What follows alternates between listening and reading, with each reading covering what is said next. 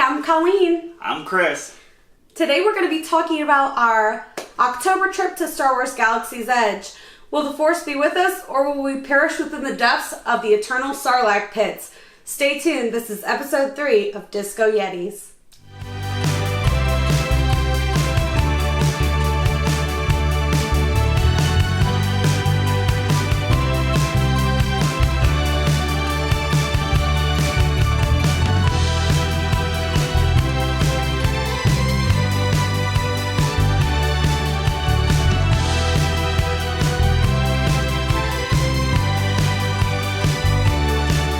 Welcome back. Again, I'm Colleen. I'm Chris. And this is episode 3 of Disco Yetis.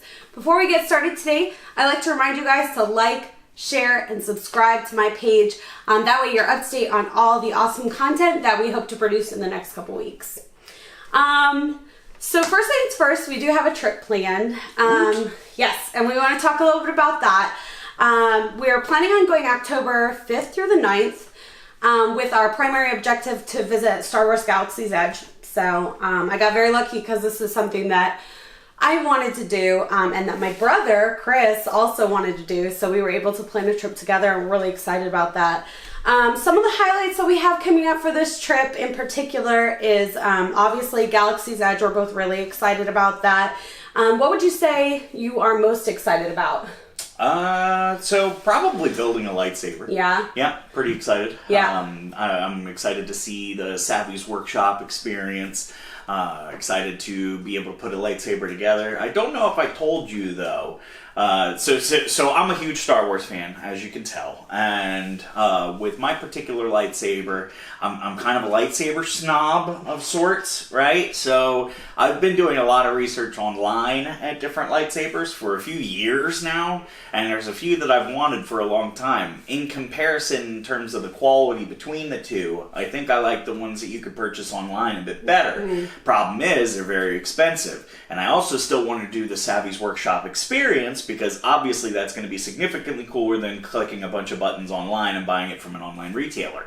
So the plan is, my wife is actually going to be the one building the lightsaber. You can bring in a guest into Savvy's Workshop, so she's going to put the lightsaber together for herself, but we're going to use the red Kyber crystal so that way I can get the full Sith experience. So as you can see, I'm Team Sith, 100%, all the way.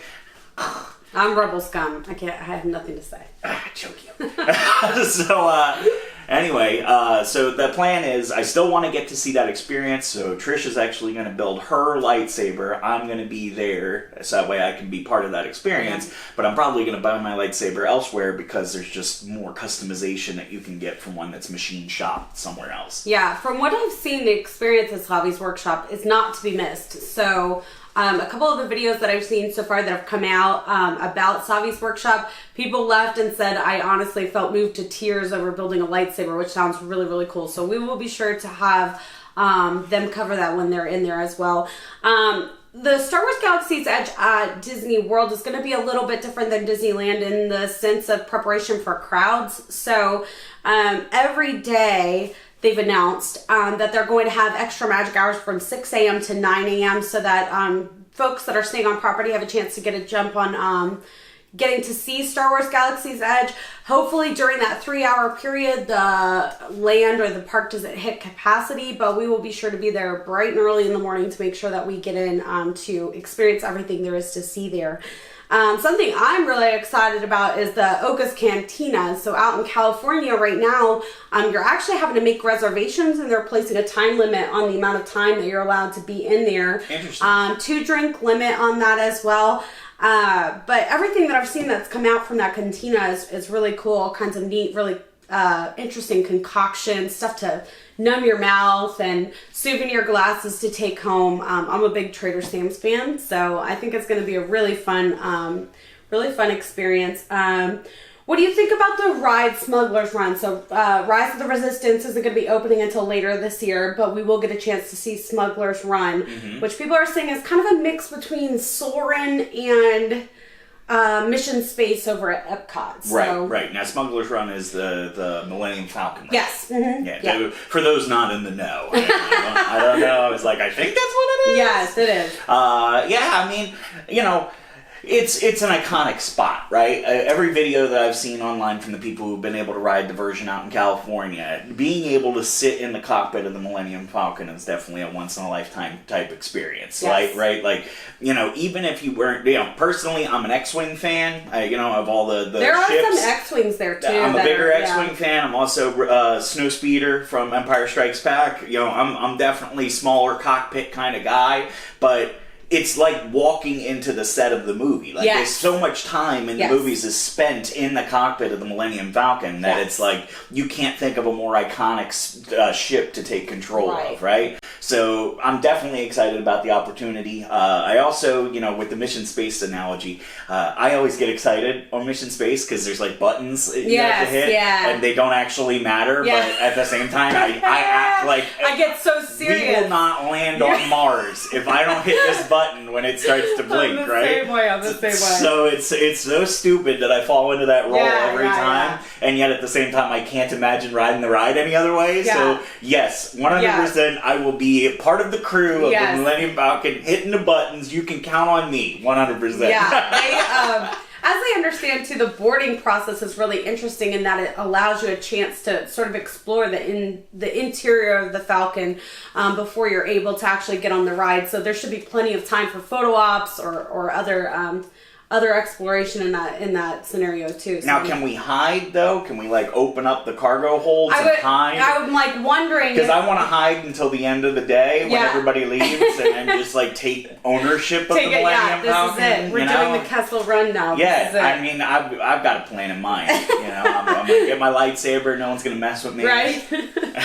Yeah, I'm really excited to see that as well. There's, as far as the food and beverage options that are coming out for Galaxy's Edge, from what I hear, they're not strong. There's a lot of themed food and beverage. Ronta's Roasters has a really cool grill where it looks like they're grilling meat using a pod racer engine, which is really cool. I saw that. And then you've got the blue milk and the green milk that are both coconut and rice based milks. A lot of people are saying that they're not a big fan of that. The cost on that is pretty high, $7.99 for the blue or green milk. But to be fair, though, like when I saw blue milk in A New Hope, I was not thinking at the time, boy, I wish I could taste that. Like, and then green milk, if you remember from Last Jedi, yet again, not the tastiest looking liquid that I've ever seen in my life. So the fact that it also tastes bad in person, I think that's more like thematic that way. Like, that's actually a good thing that it tastes abhorrent and that no one would want it. Yeah, I'm okay with that. Yeah, there was no way to make that look attractive. I don't think what was happening there. No, so. I mean the aliens seem to think it was pretty attractive though. He looks over at Rey like, hey, would you like to get a hit of this? Now, have you ever seen the Star Wars fireworks spectacular? Once. Okay. Once during Star Wars Celebration way back when. Yeah. I got to get the full experience when I was living in Orlando, so it was actually really cool. Saw some voice actors for Rebels right before Rebels premiered, so this was a few years back, and yes, I got to see the experience. It was one of the best fireworks shows, but I'm also really partial. You know what I mean? Like, in terms of Disney properties, like, there's one that's closer to my heart than the others. I really, really, really love Marvel, and I think Marvel does a better job with the movies. But at the same time, like, I grew up on Star Wars. Right. You know what I mean? Right. So for me, getting to see the experience of the fireworks display was really, really wild. So that's on our list of stuff to see. So I'll shoot some footage of that so you guys have a chance to see what that's all about too. Some of the other highlights that we have for this trip in particular that I'm excited about, Eric and I, if you watch our channel, you know that Eric's my husband. We usually travel as a pair. I'm so grateful I get to travel with my family this time around, but usually it's me and Eric. And we have reservations for the Storybook Dining at Artist Point, which I'm really excited about. That is a prefix menu. It's $55 for adults, so I have very high expectations for it. You do get to meet Dopey, Grumpy, Snow White, and the Queen as well. And it's one of the character dining experiences. Now, which queen are we talking, though? The queen from the movie or Regina? No, we're talking about the Queen from the movie.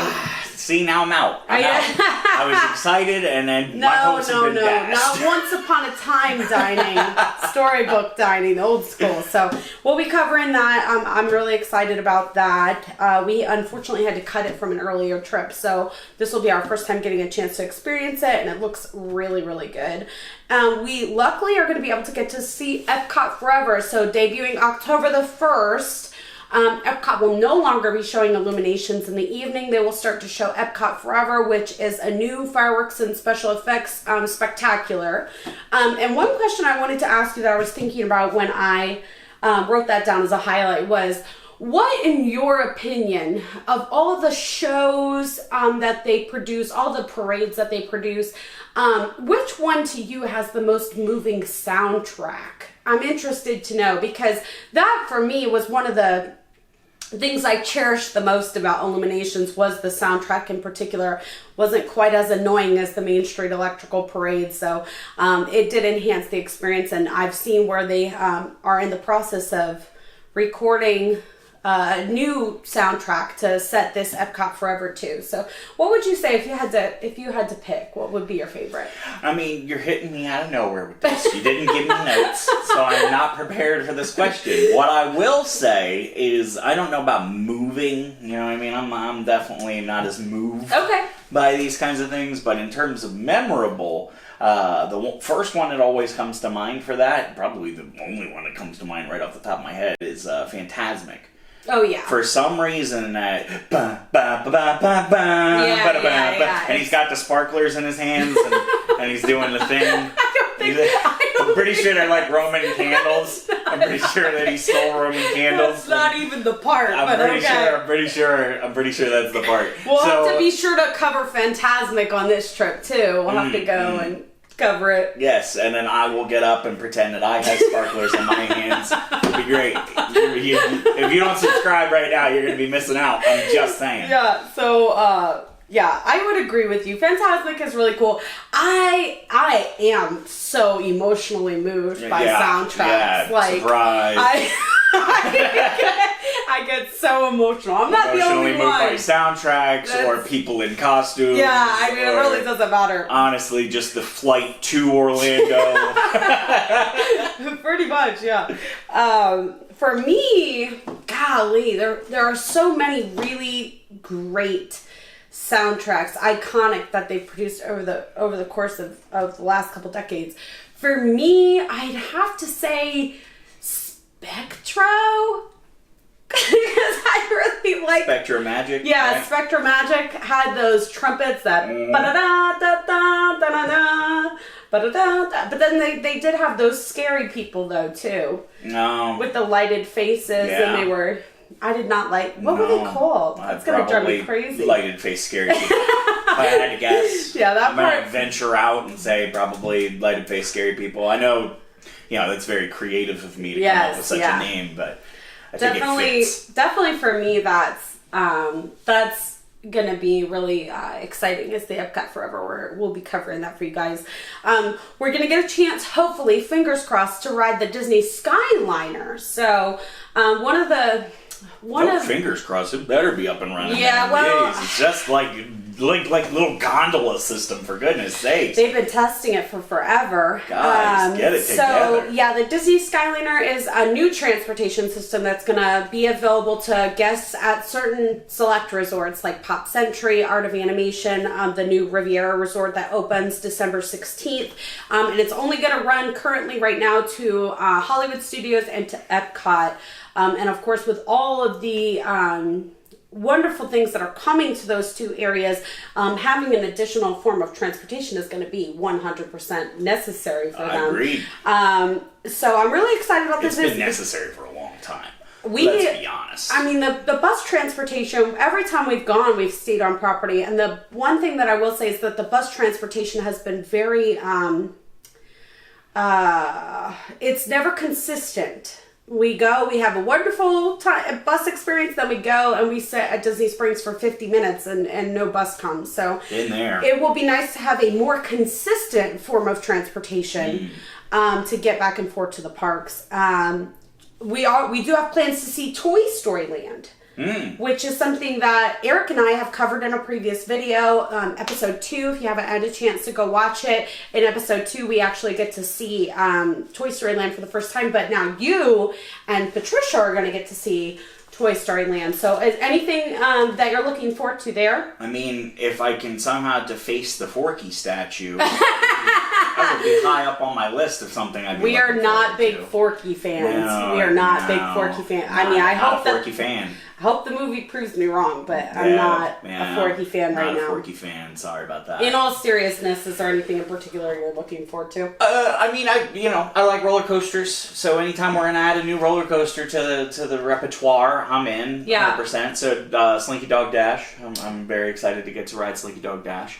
It's something that always irks me about going to Orlando is that I prefer the theming of the Disney parks and how much there is to do, but the rides are just better at Universal. Right, you know what I mean? They're just better. Right. Now, as I'm getting older, I'm realizing that I don't know that my heart can take these things anymore.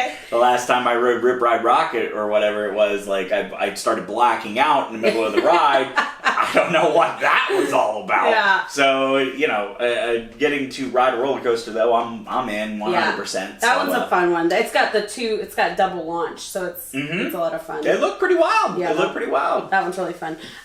We also obviously have plans to visit Food and Wine Festival, so Eric and I and you guys, no strangers to Food and Wine Festival. This year it's running from August 29th through November the 23rd.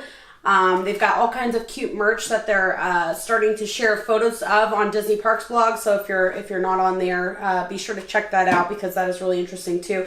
Anything in particular you're looking forward to for Food and Wine Festival right now? Not necessarily. I know in the past though they have done things where you can like pay a flat fee. Yes. To be able to get the ability to buy like extra food throughout, and I mean, in my opinion, it's expensive. It's usually pretty pricey, but it gives you the full experience. Yes. You know what I mean? If you go on a limited budget, and trust me, we've gone on a very limited budget. But if you go on a limited budget to an event like that, it kind of stinks because you're walking around and you're going, man, I want to try all these different things and I can't. So I kind of like the ability to like prepay on that. I think it gets you like an extra 2 meals or something like that, 2 quick service little things, and then you get to walk around and instead of getting 5, you get 7 or whatever it was. Right. And it was just it made the whole experience much more relaxed, and that's what I'm all about. Right. You know what I mean? Like I get to go very infrequently now, but I've been blessed enough to live in Orlando and I've seen everything at least once. So at this point, when I go to the parks, I take it much more easy. You know what I mean? I don't have children, so it's just like I wander through, I have a good time, I'm not really there to see anything in particular. Whatever I see is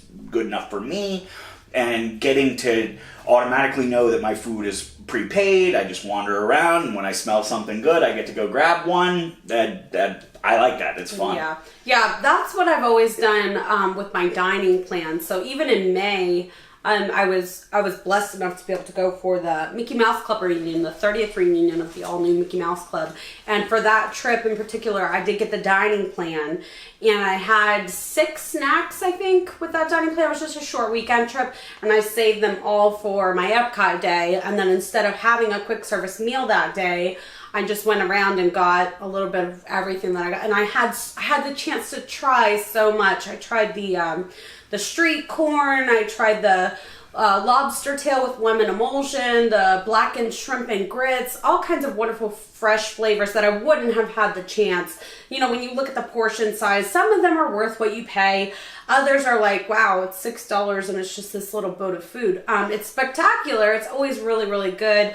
But it might not be worth it to go from pavilion to pavilion and get these $6 little snack portions. Yeah, you go up and then all of a sudden the guy's like 1/4 portion. Yeah. That's all you get. That's all you get. 2 hours later.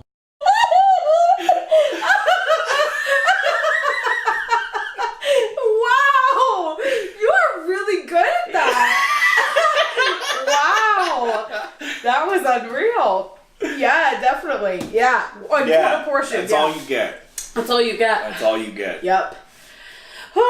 Anyway, so I'm really looking forward to our trip again. We'll be there October 5th through the 9th. mainly to see Star Wars Galaxy's Edge. So we'll have the lightsaber building experience for you. I hope to be able to do the droid building experience and film that as well.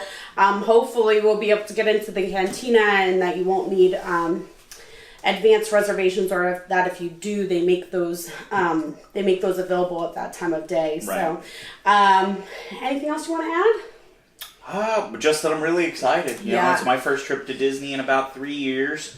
I just don't get a chance to get off of work very often anymore, so I'm pretty excited about getting the opportunity to go. This one here. So I'm excited about getting to go. I'm excited about getting to see Star Wars. I know that was something that you and I had talked about where Yes. I said originally I was going to wait a few years to get to see it until the crowds died down. The hype. So thank goodness that we're going to get this extra Magic Yes. Hours opportunity. Otherwise, I just wouldn't go. Yeah, like, it's gonna be as tough. it is, it's already going to be probably the most crazy thing I've ever seen. Yeah. You know what I mean? Like, it's going to be a December crowd in October. You know what I mean? It's absolutely going to be worse. nuts. I don't think there's any way to anticipate the response that they're going to get from Galaxy's Edge. True. I hope that they do something in addition to the extra Magic Hours similar to what they've done out in California, but I think if they were planning on doing that, we probably would have heard something already about it, and we haven't. I think the annual pass holder previews will help. I think they will help. I think it's still going to be completely insane. One thing I will say is I'm glad that it opened in Cali first. Yes.